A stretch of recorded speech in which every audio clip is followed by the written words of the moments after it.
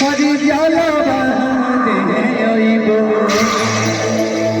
अजियाना नाजी पाइबो मैया अजियाना साधरइबो ई गीत के सुन ले बा के कर स्टेटस लागल बा व्हाट्सएप में गीत के थोड़ा सा हाथ उठा के बताई जाए प्रेम से बोली शेरा वाले मैया की क्या बात देखिए आजकल व्हाट्सएप के जमाना में फेसबुक के जमाना में एक खातिर बालक गुहार करता माई के दरबार में जाके कैसे और की गंगा जी नहाई मैया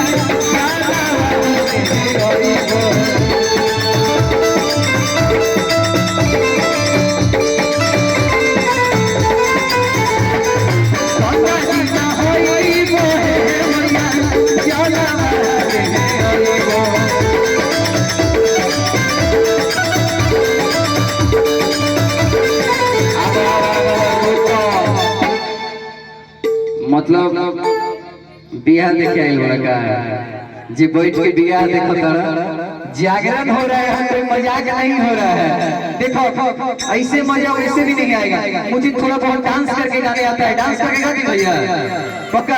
अगर डांस अच्छा लगेगा तो ताली बजा के जरूर आशीर्वाद दीजिएगा। लइकवा कहा था आंगना लिपाई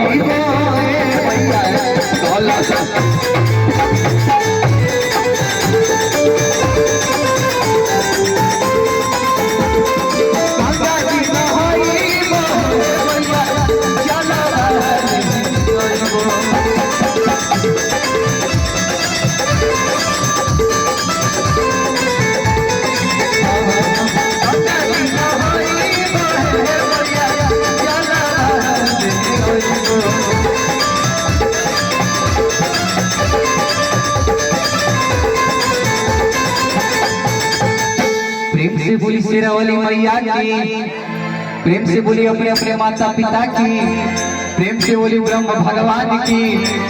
क्या बात है। देखो पीछे से भाई लोग अगर एनर्जी अभियो बात चल रहा अभियो दो लोग देश के जवान वाला तो ताली बजा के अंगना लिपाई